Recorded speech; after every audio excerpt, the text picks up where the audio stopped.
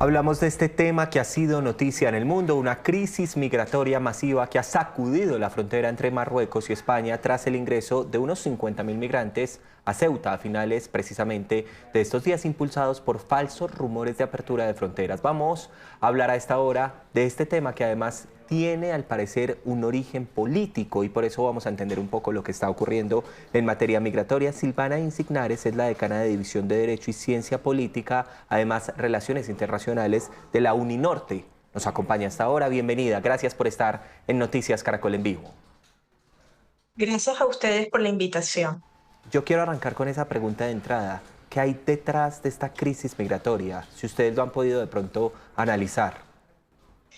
Efectivamente, detrás de esta crisis hay que mirarlo dentro de un ecosistema. Esto es un fenómeno que hay que analizarse desde lo jurídico, desde lo político y efectivamente dentro de este contexto de una crisis humanitaria, porque efectivamente lo que estamos viviendo nosotros o se está viviendo en el mundo en este momento es precisamente esa tensión permanente y la crisis en la que se encuentra ese sistema migratorio europeo en términos generales.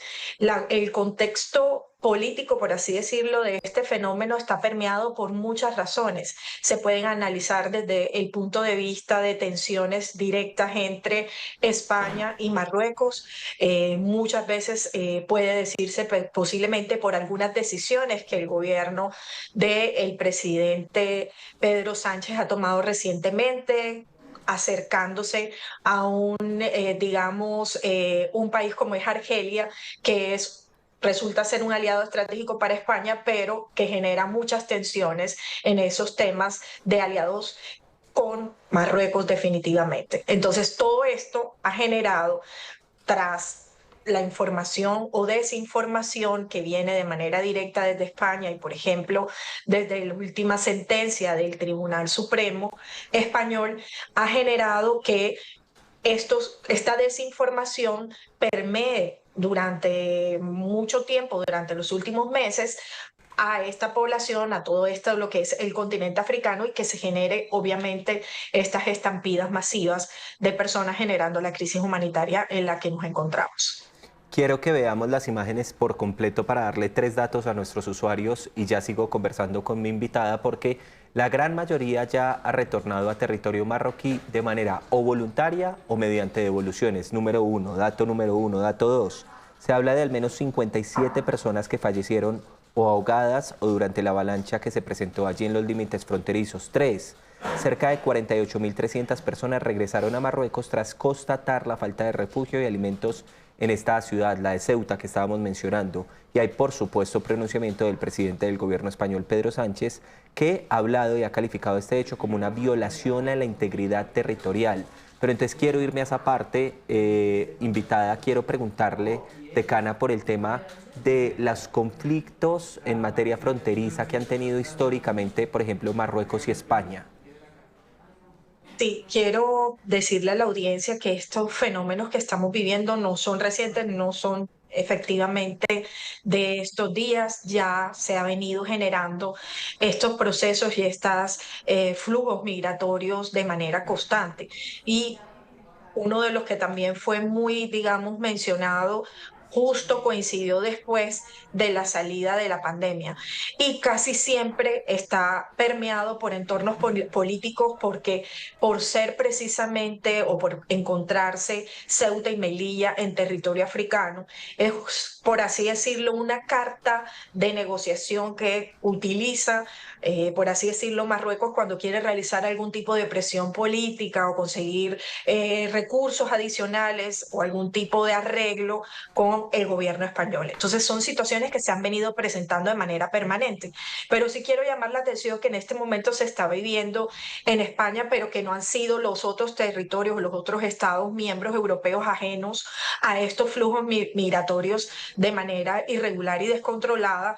Italia es uno de los países que ha sufrido de manera permanente y que sufre de manera permanente estas, digamos, falta de control y desbordamiento de las instituciones para poder acatar y atender lo que estas personas requieren a su llegada a territorio europeo. Grecia también e incluso Malta son de los países afectados precisamente por la cercanía que tienen estos territorios con el Estado con todo el continente africano.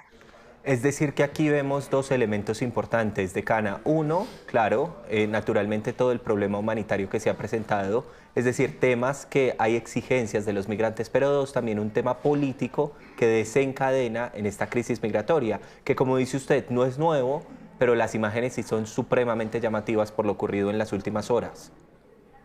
Efectivamente es supremamente llamativo porque lo que se vivió en este momento ni siquiera podemos tener un referente cercano con lo vivido, como les comentaba, después de la pandemia, que también fue otro de los flujos migratorios recientes. Pero en este sentido es importante destacar e incluso llamar la atención para que tengamos como en temas de proporción el flujo que llegó esta vez a Ceuta es aproximadamente el 70% de la población que ya se encuentra en Ceuta.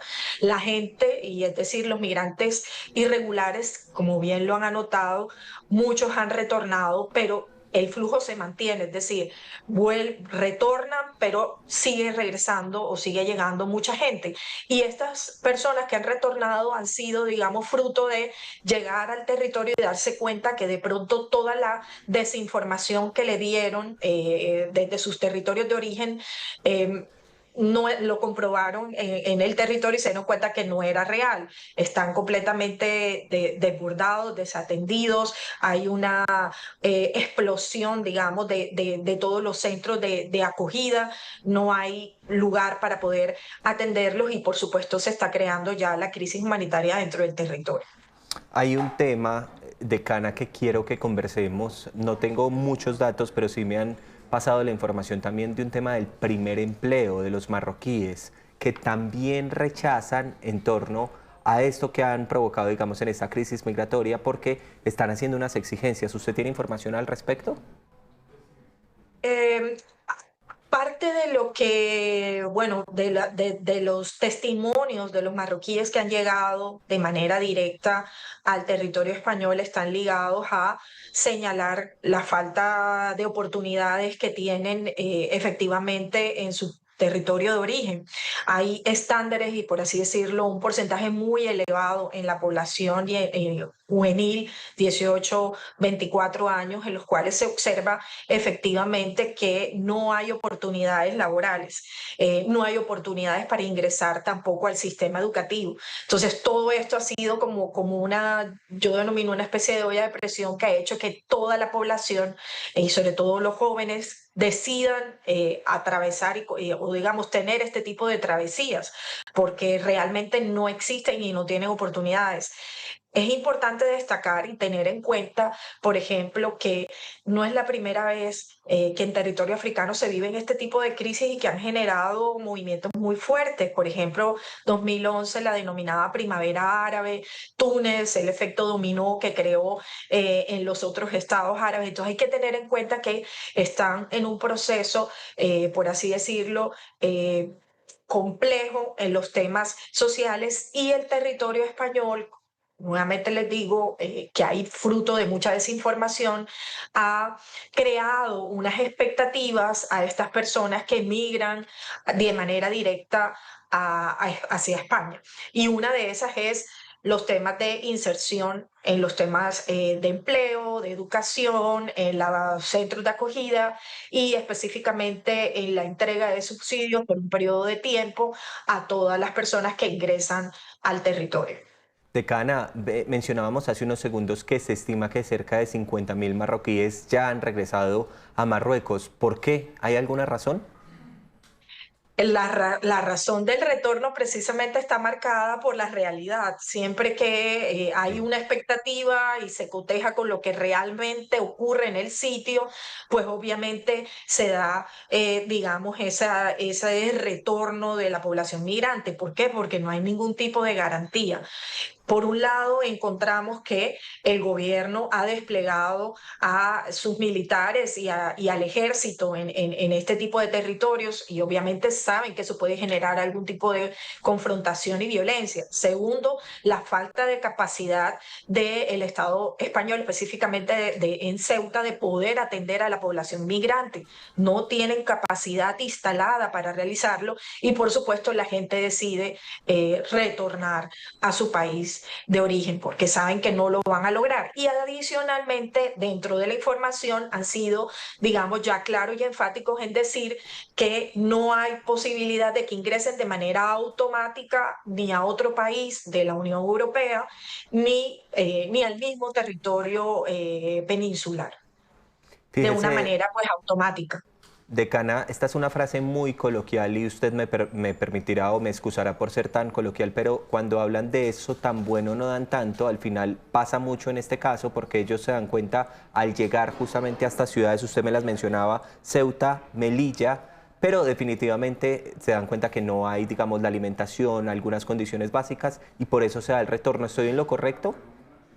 Efectivamente, así es. Y hay otra pues situación que lo ven la población y que si ustedes pues han seguido las noticias y visto el testimonio de la gente que llega, pues la población residente en Ceuta también ha tenido una resistencia muy grande porque obviamente hay temores, hay un descontrol y cuando no hay forma de garantizar seguridad y que efectivamente puedan haber garantías para estas personas, la población genera resistencia. Entonces, ese rechazo pues también lo están sintiendo y es fruto de, por eso es que el gobierno de Pedro Sánchez llama a la solidaridad, parte Ujú. del llamado a la solidaridad es porque se ha generado y con pues con las razones y las motivaciones que implican y que las mismas imágenes son palpables, pues el rechazo de la población española frente a este tipo de migración irregular.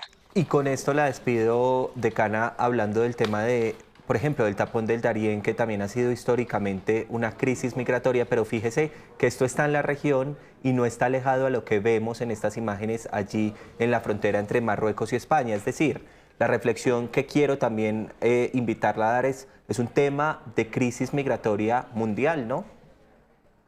Es una crisis humanitaria y Ujú. quiero pues también decirles eso, no lo hemos esta no es la primera vez que se vive, la primera gran crisis humanitaria se vivió en Siria, también quiero recordarles que tenemos a nuestro país vecino Venezuela y que también Correcto. vivió una gran crisis, también podríamos incluso llamar la denominada ley de los pies mojados en Estados Unidos para que le aplicaba en su momento a los cubanos una vez pisaban tierra o territorio norteamericano. Entonces, estos procesos migratorios son procesos, digamos, históricos, dolorosos, y que pues recientemente lo que ha ocurrido es que los estados se han visto desbordados, digamos, de cada vez más los problemas que se están generando en distintos territorios y que los nacionales, los ciudadanos de esos territorios no encuentran en su territorio de origen respuestas a sus necesidades y las poblaciones cada vez se están volviendo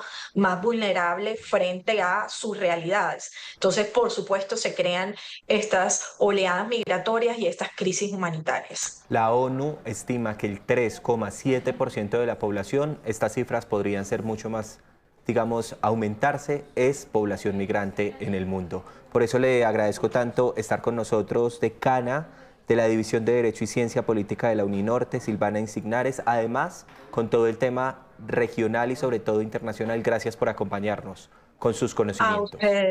A ustedes por la invitación. Que tengan feliz resto de tarde.